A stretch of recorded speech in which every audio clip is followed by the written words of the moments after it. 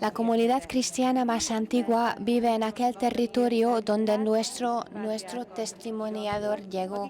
Luis Rafael Sacco, el arzobispo, es el cardenal de Bagdad, patriarca católico caldeo, asumió el liderazgo de la Iglesia Católica Caldea de Irak, en un momento en el que el Estado Islámico no perdonó ni al hombre ni a los monumentos culturales insustituibles que formaban parte del patrimonio mundial. En medio del derramamiento de sangre y la devastación, el cardenal Sacco, con sus impactantes gritos de ayuda y su postura decidida, llamó la atención del mundo, de la comunidad cristiana internacional sobre los acontecimientos en Irak y Siria, incluida la persecución de los cristianos. La mitad de la comunidad católica contaba 1 millón de almas, se huyó de sus hogares, muchos incluso de su país, a causa de la guerra y del derramamiento de sangre. El patriarca es un creyente en el diálogo, habiendo participado personalmente en una serie de operaciones humanitarias para ayudar a las familias musulmanas. Somos cristianos, los apoyamos, somos hermanos, no somos incrédulos. Los incrédulos son los que nos han perseguido y nos han hecho mal a nosotros y a ellos. Luis Rafael Sacco y la comunidad cristiana, con el apoyo de muchos países extranjeros, incluido nuestro país, está trabajando arduamente para ayudar a las personas a regresar a sus... Pues en primer lugar quisiera agradecer a su eminencia, al cardenal Peter Erde, por haberme invitado a participar en este Congreso Eucarístico Internacional, que no es un evento para los húngaros, sino es un evento para todo el mundo en realidad. En estos tiempos difíciles,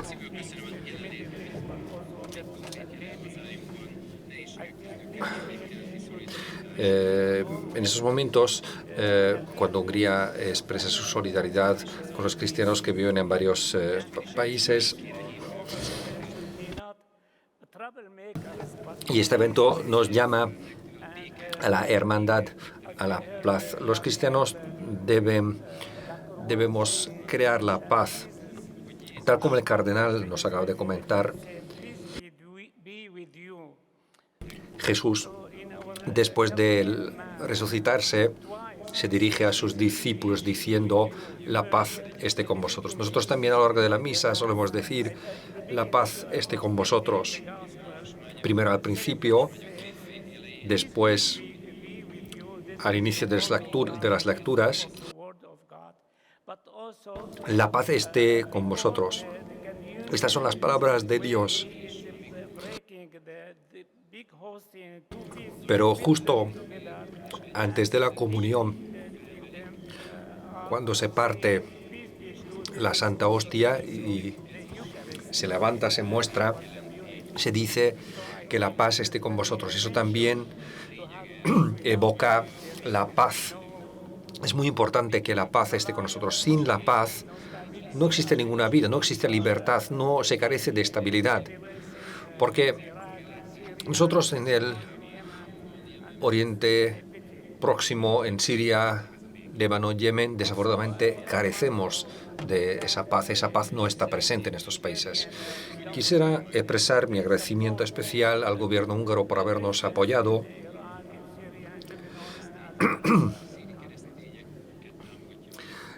que está apoyando a los cristianos en Siria. Tengo algunas fotos para compartirlas con ustedes que presentan el trabajo que hemos podido realizar gracias a este apoyo del gobierno húngaro. Porque con esta ayuda muchos pueblos, las casas de la gente que tuvo que huirse se pudieron rehabilitar, y hoy en día el 60% de estas personas ya han podido regresar a sus ciudades en la región de Nínive, en la llanura de Nínive y en otras ciudades. El drama de los cristianos en el Oriente Próximo ya está ocurriendo desde hace varias décadas.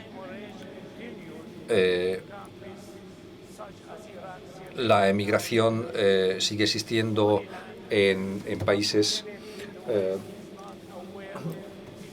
En países como Irak y Siria, la Tierra Santa y Líbano, seguramente el Occidente no es consciente de las dificultades, de los temores que enfrentan los cristianos en varios países. El radicalismo, el terror, como ideología política y religiosa está creciendo cada vez más en el Medio Oriente y los cristianos son víctimas inocentes independientemente de su pertenencia religiosa. Los extremistas quieren aprovechar de la situación actual para marcar el final de la presencia cristiana en Medio Oriente. Muchos han abandonado el país haciendo difícil la vida a quienes desean quedarse y desean continuar su testimonio con entusiasmo y perseverancia. Puesto que los cristianos del Medio Oriente son los cristianos, son la raíz del cristianismo, creemos que su presencia es crucial, es fundamental y es importante contar con su apoyo. Mi ejemplo en este discurso será focalizado sobre la iglesia caldea, que es similar a las otras iglesias en esta parte del mundo. Vamos a ver los antecedentes históricos. El cristianismo entró en Mesopotamia, en Irak, a finales del siglo I, según la tradición. El apóstol Santo Tomás fue el primero en evangelizar esas regiones a través de su viaje realizado a la India. Se le considera el patrón de la iglesia oriental, que hoy en día es la iglesia caldea. Después de terminar su misión en Mesopotamia, Santo Tomás fue a la India llevando la buena noticia, el evangelio a la gente de la región de Kerala. Los cristianos de la costa de Malabar todavía son conocidos como los cristianos de Santo Tomás. Ellos todavía siguen usando la liturgia caldea traducida después del Segundo Concilio Vaticano al dialecto local malayalam. Los apóstoles predicaban con normalidad allí donde había comunidades judías, debido al conocimiento de su lengua y de su fe bíblica, como fue el caso de Mesopotamia, después del exilio de los judíos, que tuvo lugar en 587 antes de Cristo. Es por eso que nuestra liturgia es una liturgia judeocristiana. Un sínodo que fue el primero de su tipo tuvo lugar en 410 bajo los auspicios del patriarca Isaac. Reunió a 40 obispos y se emitieron una serie de decisiones cruciales, fundamentales, con respecto al dogma, la administración y las prácticas rituales, como la adopción del credo, por ejemplo, del credo de Nicea. Tener un solo líder de la Iglesia, el arzobispo de Seleucia y el sistema de gestión de la diócesis. Apertura al mundo. La Iglesia de Oriente llevó a cabo una evangelización incomparable, única en la historia, que se extendió hasta el lejano Oriente, desde la isla de Sumatra, Sri Lanka y la costa india de Malabar, e incluso hasta China, alcanzando la península arábica. En la Edad Media, estas iglesias tenían 250 diócesis, más o menos 8 millones de creyentes. La iglesia caldea era la iglesia universal en aquellos tiempos. La iglesia caldea hasta hoy en día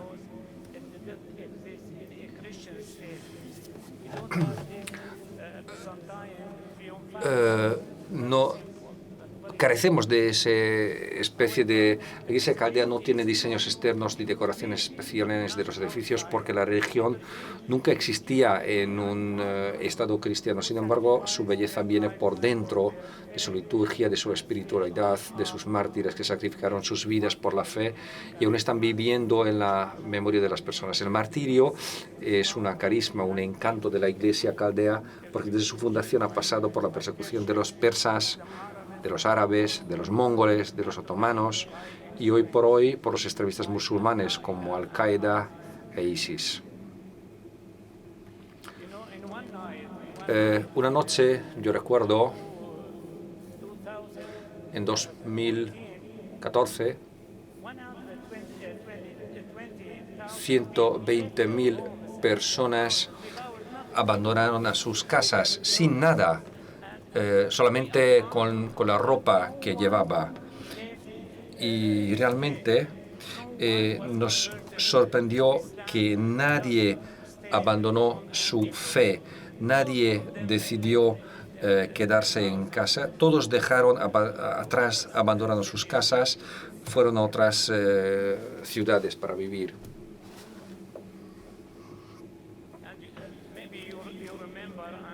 E igual ustedes recuerdan en 2010, en Bagdad, en octubre, el 31 de octubre, 48 personas fueron asesinadas durante la mesa, entre ellas dos sacerdotes jóvenes.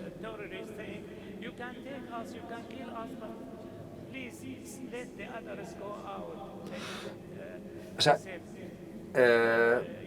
los sacerdotes decían que ustedes podían matarnos, pero que ellos se ofrecieron como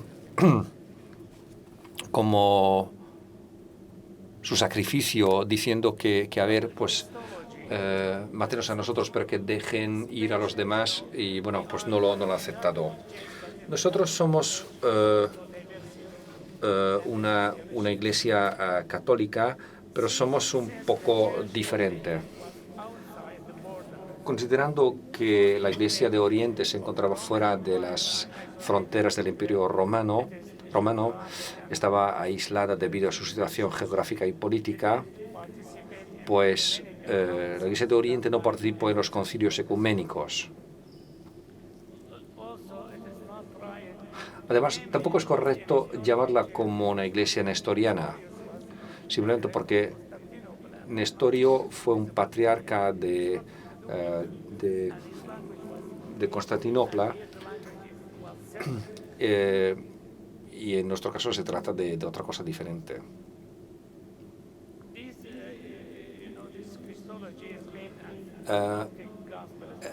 Esta cristología se caracterizaba por la persona de Jesucristo, que es históricamente ascendente, como se describe en los evangelios sinópticos, pasa de humano a Dios.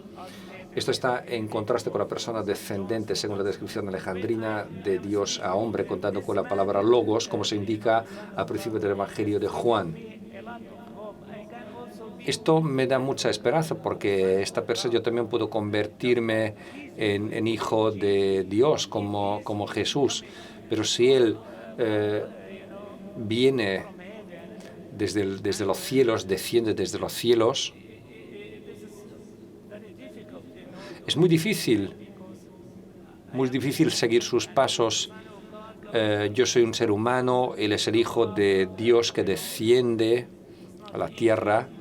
Entonces no es fácil hacer lo que hizo Él. Sin embargo, las diferencias están relacionadas con el vocabulario según la declaración cristológica emitida por el Papa San Juan Pablo II y el patriarca Dinka, emitido el 11 de noviembre de 1994 en Roma.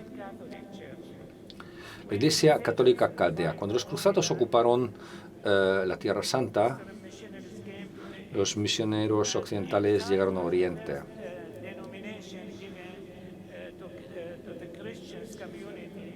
Y la comunidad cristiana, la comunidad caldeana en Chipre, se produjo un contacto directo con un grupo de cristianos orientales de Chipre que se unieron a la Iglesia Católica. El obispo de Chipre se consideraba un obispo católico y su comunidad se llamaba Caldea. Y después una importante comunidad de Chipre también empezó a llamarse comunidad Caldea.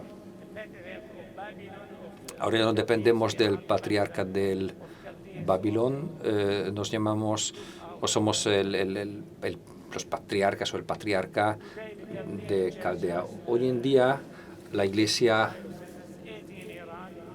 Caldea está presente en Irak, en Irán, y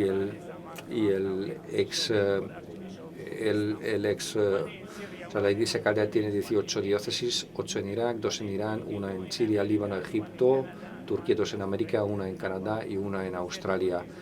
El número de los fieles supera el 1.000.000.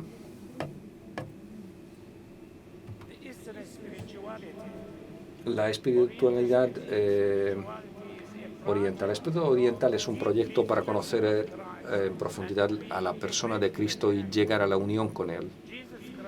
En esta unión Jesucristo es la cabeza, Él lidera la salvación, es la economía que se realiza en la Iglesia, que es la comunidad, o sea, su cuerpo místico, y en última instancia, dentro de los fieles.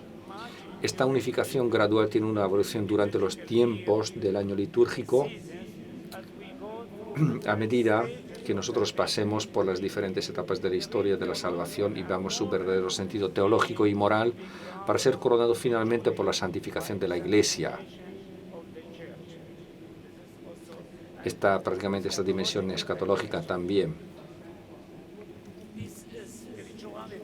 Esta espiritualidad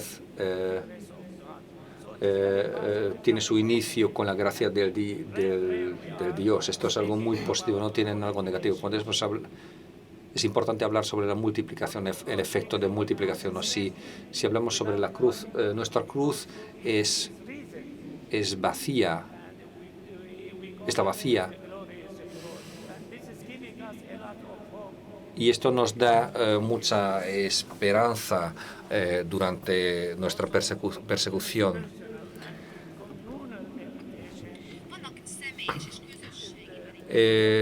Solemos celebrar meditaciones en comunidades y a solas también que llaman la atención sobre la resurrección de Jesús.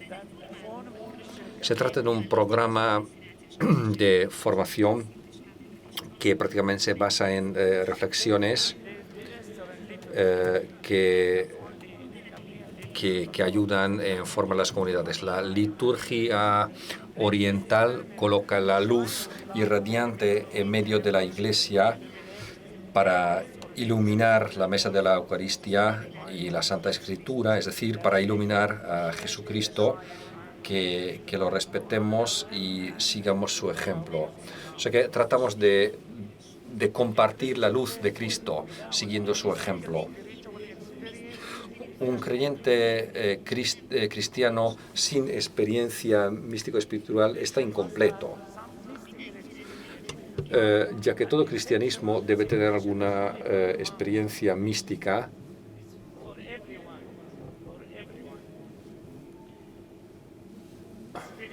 La espiritualidad significa que dejamos que el Espíritu Santo rece dentro de nosotros para llevarnos a conocer el misterio de Dios, en lugar de estar aislados del mundo, a tener un conocimiento directo de Dios como nuestro Padre.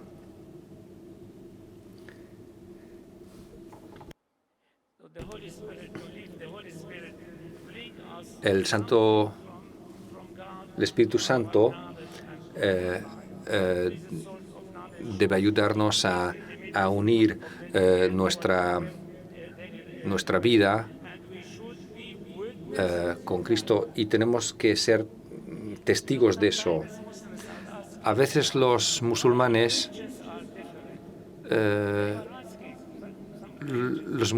algunos cristianos preguntan que los musulmanes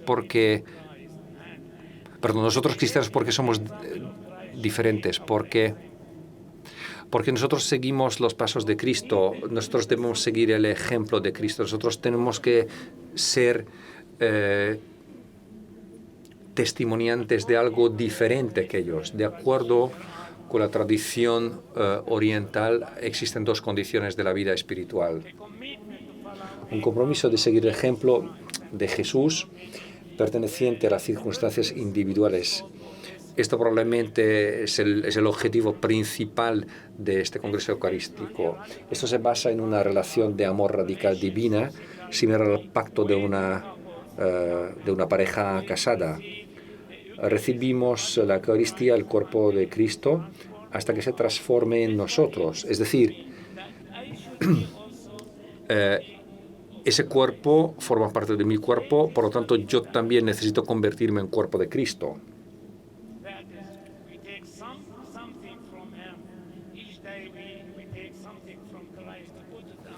O sea que nosotros tomamos algo de Cristo para transformarnos en nosotros mismos.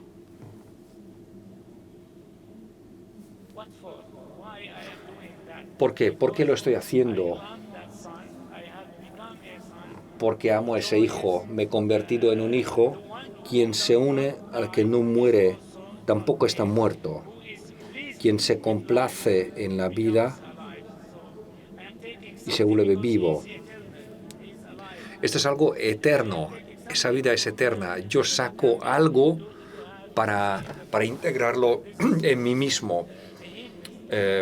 Tomo una pequeña parte de la eternidad. La segunda cosa que es importante es practicar la oración profunda o las llamadas oraciones espirituales y místicas del corazón.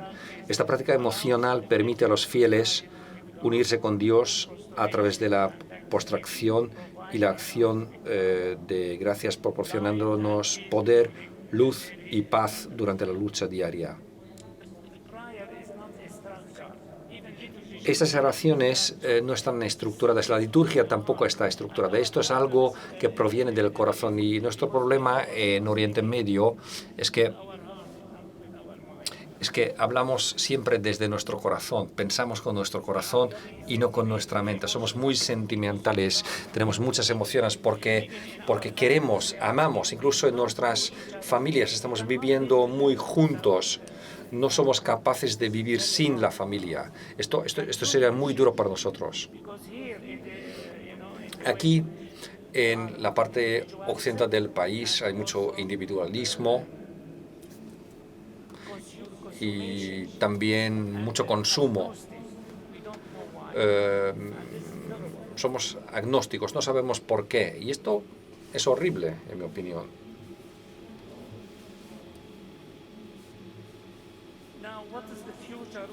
Ahora, ¿cuál es el futuro de la cristiandad en Irak, en Líbano, en Siria, sobre todo después de la visita del Papa?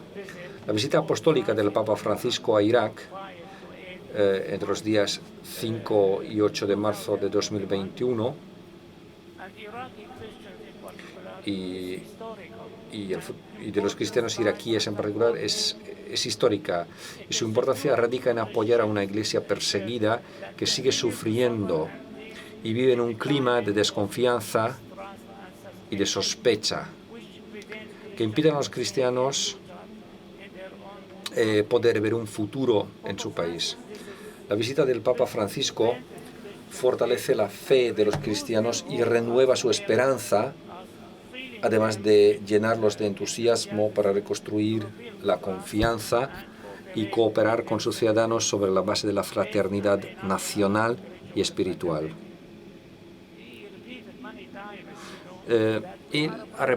Hemos repetido muchas veces que somos hermanos y hermanas y tenemos que admitir que somos diferentes. Incluso en el seno de una familia, pertenecemos a la misma familia, pero tenemos nombres diferentes, tenemos diferentes colores. Yo tengo pelo oscuro, mi hermano tiene, por ejemplo, es pelirrojo, tiene pelo rojo.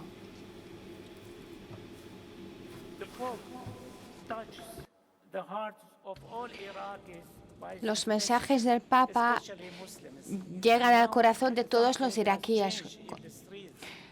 Quisiera hablar de los musulmanes. Algo ha cambiado en las calles entre los habitantes. Los cristianos son orgullosos y están respetados por la población. Y veo que nos respetamos mutuamente, viendo que somos hermanos. Y somos fieles de esto. Yo estaba presente cuando me encontré con uno de mis superiores y un imán dijo que ustedes son cristianos y ustedes forman parte de nuestra comunidad y nosotros también formamos parte de vuestra comunidad. Y eso significa que somos hermanos, que tenemos cosas comunes. El cardenal Pietro Parolin resumió lo que ha aprendido de este encuentro con los creyentes iraquíes diciendo que es un testimonio de fe que llega al martirio. Esta es la gran lección que podemos extraer hoy de los cristianos iraquíes. A pesar de los ataques y de los asesinatos, los cristianos en Irak continúan proclamando su fe católica con gran valentía. Es una gran enseñanza.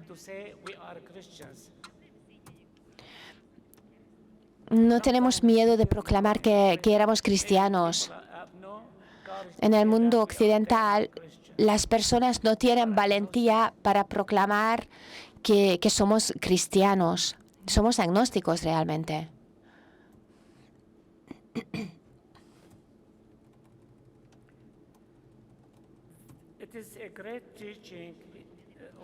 Pienso que es una enseñanza perfecta lo que hemos escuchado del Papa, y el cardenal dice que necesitamos aprender cómo ser honestos siempre a través de todas las dificultades. Estamos llamados a la solidaridad.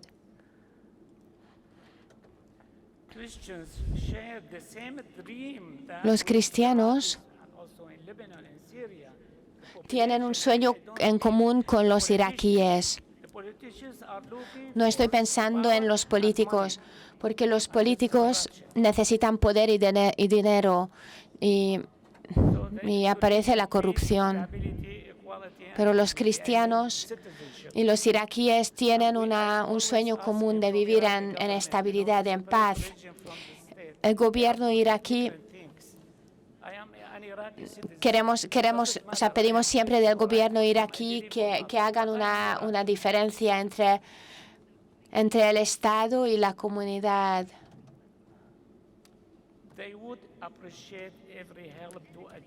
Y para alcanzar la paz, los iraquíes y los cristianos admiten todo tipo de ayuda y aprecian mucho todo. El Estado mundial acepta todo tipo de lenguaje, todo tipo de grupos sociales. El régimen secular abarca y protege todas las religiones, culturas, grupos e idiomas. Gestiona los asuntos públicos de manera justa y los protege.